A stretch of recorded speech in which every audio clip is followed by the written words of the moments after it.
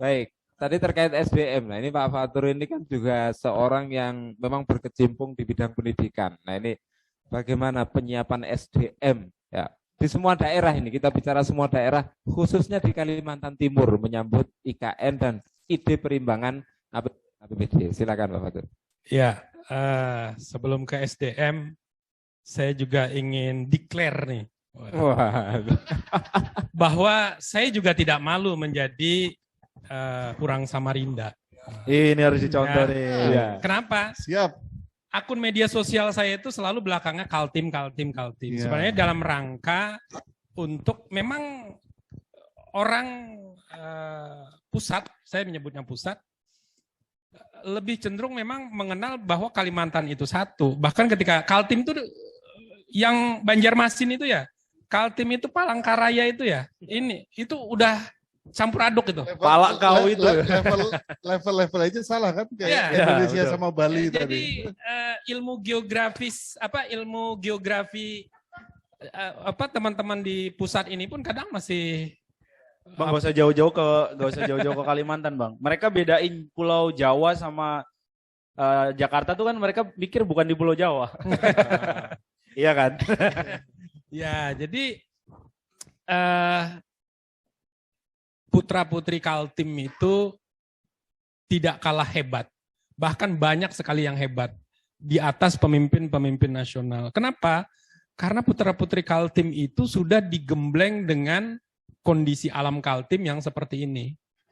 Seperti kata Bang Yusan tadi, bahwa kalau pemimpin itu hanya besar di ibu kota, gitu ya, dia tidak akan merasakan. Nyaman terus. Ya, hidupnya nyaman terus, nggak merasakan kesulitan. Tapi kalau yang berasal memang dari grassroots, dari pedalaman bahkan, akses sulit segala macam, ini pemimpin-pemimpin yang punya daya tahan dan pasti punya empati. Kenapa? Karena dia berasal dari grassroots. Nah, jadi terkait dengan Kaltim sebagai lokus IKN, saya ulang sekali lagi bahwa memang ini cara lain Tuhan memberikan jalan yang relatif lebih mudah kepada masyarakat Kaltim untuk mengambil hak-haknya yang selama 70 sekian tahun merdeka belum menikmati. Dan ini juga terjadi di hampir seluruh provinsi yang ada.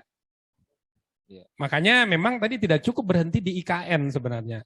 Perlu perimbangan. Lalu terkait dengan apa ini namanya? Infrastruktur dan SDM. Yang pertama, banyak kita minder warga Kaltim ini ketika sudah di level nasional. Saya diamanahkan oleh teman-teman di seluruh Indonesia itu memimpin 2 organisasi level nasional.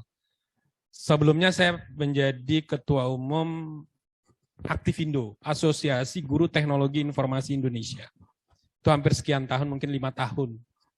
Kemudian saya memimpin organisasi yang lebih baru lagi, yang cakupannya lebih luas lagi. Itu tadi Hiper Indonesia, Harmoni Pendidik Pengajar Indonesia. Sebenarnya saya sudah bertanya dengan teman-teman, apa yang membuat saya ini layak untuk memimpin teman-teman di Indonesia? Ini orang Kaltim, orang Samarinda, orang biasa, gitu ya. Ya, karena memang kata teman-teman, saya dianggap bisa membawa gerbong tersebut. Ada ide-ide yang kadang dibilang Pak Yusan tadi outside the box, gitu ya. Ini yang saya bawa di pusat. Makanya kami menyebut Hiper Indonesia itu sebagai himpunan untuk guru-guru berkebutuhan khusus. Kenapa berkebutuhan khusus? Karena memang guru-guru yang ada di Hiper Indonesia itu guru-guru yang memang kebutuhannya lebih dari yang lain. Lebih dari yang lain. Kalau dari yang guru-guru di lain. sekolah normal itu dia mungkin perlu dikasih makan. Makannya pun hanya sekali, 2 kali. Kalau yang ini perlu lebih. Kalau udah nerima ilmu itu enggak cukup. Berarti Satu. ini berkebutuhan khusus lebih, bukan Lebih. Iya. karena Bukan Levelnya yang karena di atas ini, Pak. ya, Levelnya. bukan karena difabel yang seperti itu. Nah, lalu terkait dengan SDM seperti apa? Berdasarkan hasil pengamatan saya, kebetulan saya banyak bergaul dengan pemerintah provinsi, dalam hal ini dinas pendidikan di banyak provinsi, guru-guru juga seluruh Indonesia. Saya juga mengunjungi daerah-daerah terpencilnya, bahkan di Kalteng itu sudah sampai di perbatasan Malaysia sana, di daerah emas itu, Murung Raya sana. Kesimpulan saya, memang kita itu, bahasa kasarnya gini, dahulu ilmu komputer itu udah lahir. Tetapi kita di Indonesia, di level satuan pendidikan, di sekolah, kita masih ngajarkan sistem mengetik 10 jari. Artinya apa? Enggak salah. Guru-guru kita yang kemarin dan saat ini, mohon maaf, itu lebih banyak mengajarkan sesuatu untuk kebutuhan siswa saat ini. Padahal siswa itu akan hidup 5, 10, 15 tahun yang akan datang. Saat itu teknologi komputer sudah ada. Lalu siswa diajarkan sistem mengetik 10 jari. Artinya apa? Bisa dikatakan useless lah ini. Kenapa? Karena pada saat mereka terjun ke dunia kerja, ini udah nggak kepake.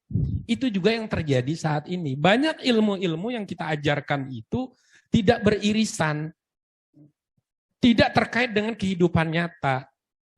Jadi ilmu itu parsial. Yang matematik ngajarkan matematiknya fokus, kimia ngajarkan fokus di kimianya. Padahal ilmu di kehidupan nyata itu gabungan ke semua disiplin ilmu ini. Ini yang masih banyak belum dipotret untuk diterapkan di dunia pendidikan. Lalu terkait SDM praktis nih menyambut IKN seperti apa? Ya, betul. Saat ini ya udah bagus lah untuk tahap awal, ada namanya short course mungkin ya, saya boleh menyebutnya short course seperti itu, pelatihan. Tapi ini kan pelatihan untuk level kasar ya, saya bisa menyebutkan buruh kasar lah, mohon maaf. Ada memang beberapa sertifikasi yang keluar, misalnya tenaga las, segala macam.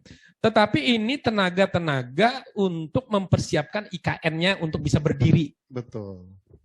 Fisik IKN-nya ya. Iya, fisik IKN-nya.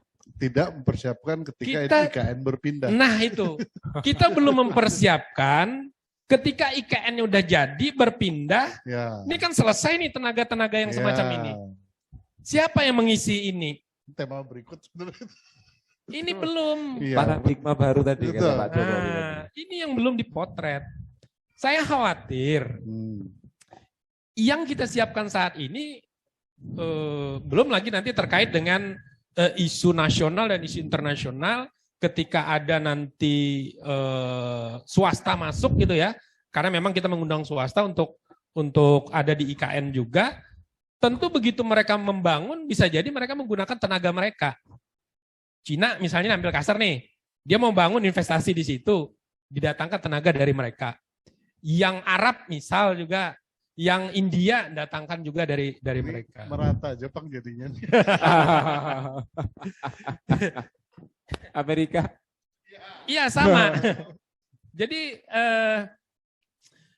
kita belum siap sampai sejauh itu sayangnya. Ya, jujur saya katakan, yang kita persiapkan ini baru sebatas awal untuk membangun, tapi untuk mengisinya itu yang perlu diperhatikan dan memang di rencana strategis Kaltim khususnya saya masih belum melihat itu. Terlebih di nasional belum kelihatan itu. Kita di nasional masih sibuk dengan urusan yang rutin. Urusan rutin itu yang masih kita, begitu juga anggaran. Kenapa? Karena kendalanya anggaran katanya. Begitu di Kaltim. Kenapa kita nggak bisa ngejar yang saya sebut tadi? Karena ketersediaan anggaran. Sehingga dengan anggaran yang ada ini kita hanya bisa mengurusi yang rutin. Sehingga untuk inovasi, kreativitas pemerintah daerah, ini kesulitan. kembali lagi jawabannya perimbangan APBN ini. Kalau tadi yang 1.200 triliun, anggaplah 2 bulan ini bisa terserap 600 triliun, masih silva 600 triliun. 600 triliun ini kalau kita distribusikan ke APBD kabupaten kota provinsi seluruh Indonesia, maka potensi kenaikan APBD itu akan naik mungkin lebih dari 2 kali lipat. Kaltim saja, misalnya Provinsi Kaltim ini sekitar 11 yang tadi sudah disebut, sudah hampir di 14 triliun. Itu kalau 2 kali lipat, kebayang apa yang bisa dilakukan Kaltim untuk warga Kaltim. Apa yang bisa dilakukan wali kota Samarinda untuk warga Samarinda. Apa yang bisa dilakukan oleh wali kota Kupang untuk warga Kupang. Dan baru 2 kali lipatnya saja. Baru 2 kali lipat itu. Apalagi kalau sampai 70%. Amanah konstitusi itu menyatakan sekitar 50% plus 1 amanah konstitusi itu. Tapi sekarang baru 27 atau mungkin kalau sudah bergeser mungkin 28-29%. Masih jauh dari amanah konstitusi. Nah, itu sementara dari saya. Masih. Baik.